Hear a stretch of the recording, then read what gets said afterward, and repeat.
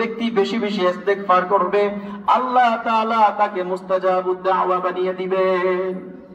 মুস্তাজাবুদ দাওয়া, দোয়া করতে দেরি কিন্তু দোয়া কবুল হইতে দেরি হয় না। এমনই একটা ঘটনা আপনাদেরকে শোনাই। ইমাম আহমদ ইবনে হাম্বল রাহিমাহুল্লাহর ঘটনা। ইমাম আহমদ ইবনে হাম্বল যিনি একটি কিতাব লিখেছেন, যিনি 4টা মাযহাবের মধ্যে একটা মাযহাবের প্রতিষ্ঠাতা, হাম্বলি মাযহাবের প্রতিষ্ঠাতা। হাম্বলি মাযহাবের প্রতিষ্ঠাতা ইমাম আহমদ ইবনে হাম্বল, তিনি সব সময় কিতাব আদি নিয়ে ব্যস্ত থাকতেন, সব সময় হাদিস সংগ্রহ করতেন, সব সময় হাদিস নিয়ে গবেষণা করতেন। তার গবেষণারত একটা হাদিসের গ্রন্থ হচ্ছে মুসনাদে আহমদ, যেটা 52 খণ্ডে রচিত, প্রায় 29,000 কিতাব এর মধ্যে রয়েছে, 40,000 হাদিস তার মধ্যে রয়েছে। এমন একটা কিতাব তিনি রচনা করেছেন। ইমাম আহমদ ইবনে হাম্বল তিনি একদিন সফর করার জন্য গিয়েছেন, হাদিস সংগ্রহ করবেন।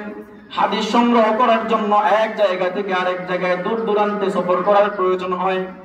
তিনি একদিন হাদিস সংগ্রহ করার জন্য একদিন সফর করা শুরু করলেন।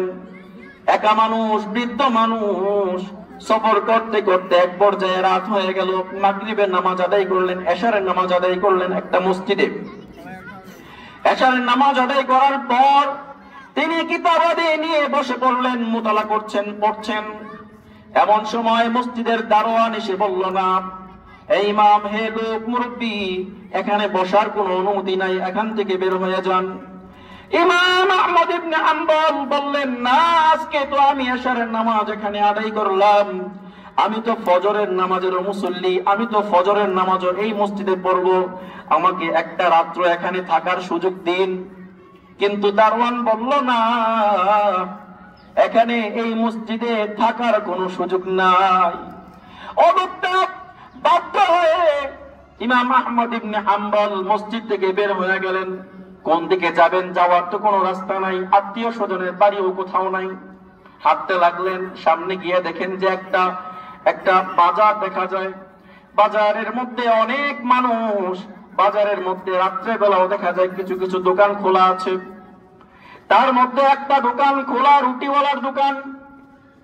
ওই দোকানের মধ্যে রুটি বানানো হচ্ছে, এক যুবক রুটি বানাচ্ছে আর রুটি বিক্রি করতেছে কিছু লোকের কাছে। তার কাছে গিয়ে বলল যে, ভাই, আমার তো আজকে রাত্রে যাওয়ার কোনো জায়গা নাই, আমি আজকে কোথায় যাব? আমি চাই তোমার এখানে আজকে রাত্রটা কাটাই দিতে, তোমার দোকানে কাটাইতে। যুবক বলল, আপনি যদি আমাদের এখানে আমার দোকানে অবস্থান করেন, আমার তো কোনো সমস্যা নাই, আপনি এখানে থাকতে পারেন। যুবকের অনুমতিতে ইমাম আহমদ ইবনে হাম্বল রাত্রের বেলা দোকানের পাশে, আগুনের পাশে বসে পড়লেন।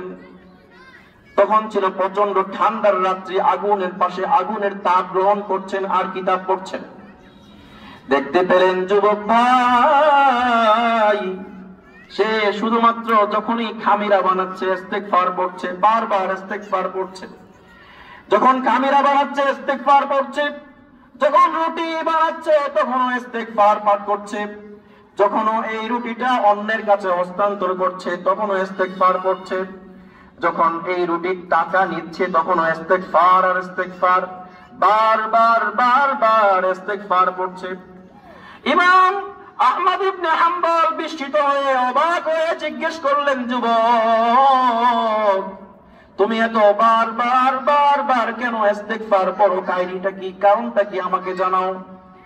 ইমাম ওই যুবক বলল যে, শুনেন, আমি ইস্তেগফার এই জন্য বারবার পড়ি, আল্লাহর নবী তো বলেছেন কোন ব্যক্তি যদি বারবার ইস্তেগফার পড়ে, ইস্তেগফারের বরকতে নাকি আল্লাহ তাআলা মুস্তাজাবুদ দাওয়া বানিয়ে দেন, মানে যে দোয়া করে ওই দোয়াই নাকি আল্লাহ কবুল করে নেন। এই উদ্দেশ্যে আমি বেশি বেশি ইস্তেগফার করি। আর শুনেন, আমি ছোটকাল থেকে ইস্তেগফার করতে করতে আল্লাহ তাআলা আমাকে অলরেডি মুস্তাজাবুদ দাওয়া বানিয়ে দিয়েছেন। ইমাম আহমদ ইবনে হাম্বল অবাক হলেন, কি আজব ব্যাপার, আমরা এত বড় ইমাম হয়ে গেছি, এত হাদিস মোতালা করেছি, এত হাদিস বিশারদ হয়ে গেছি, কিতাব লিখেছি, ফিকহ লিখেছি, এত কিছু হওয়ার পরও মুস্তাজাবুদ দাওয়া হইতে পারি নাই। যে দোয়া করা হয় সেই দোয়া কবুল হয় এমন হই নাই।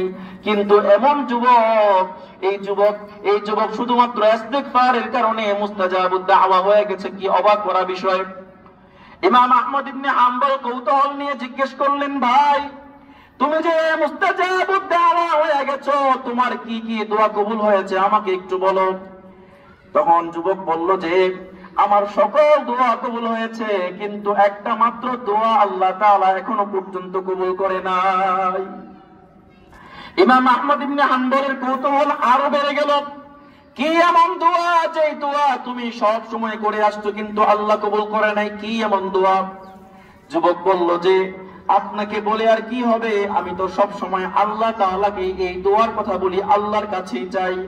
আমার সেই দোয়াটা হচ্ছে আমি যেন বর্তমানে নাকি সবচেয়ে বড় ইমাম, ইমামুল আসর হচ্ছেন ইমাম আহমদ ইবনে হাম্বল, সবচেয়ে বড় ইমাম। আমি আল্লাহর কাছে বারবার দোয়া করি আল্লাহ তাআলা যেন একটা বারের জন্য হইলেও আমার মৃত্যুর পূর্বে ইমাম আহমদ ইবনে হাম্বলের সাথে আমার সাক্ষাৎ করিয়ে দেন। ইমাম আহমদ ইবনে হাম্বল তখন চোখের পানি ছেড়ে দিয়ে বললেন, যুবক ভাই বুকে আসো, আমার বুকে আসো। বুকে জড়িয়ে ধরে বললেন, যুবক ভাই শোনো, তুমি যে প্রত্যেকটা দোয়া করতে, প্রত্যেকটা দোয়া আল্লাহ কবুল করেছেন। আর তুমি যে দোয়ার কথা বললে যে এখনো পর্যন্ত নাকি আল্লাহ কবুল করে নাই, শোনো আল্লাহ তাআলা তোমার এই দোয়াটাও কবুল করে ইমাম আহমদ ইবনে হাম্বলকে তোমার কাছে নিয়ে এসেছেন। আমি ইমাম আহমদ ইবনে হাম্বল। আল্লাহ তাআলা শেষ পর্যন্ত যুবকের এই দোয়াটা পর্যন্ত কবুল করেছেন।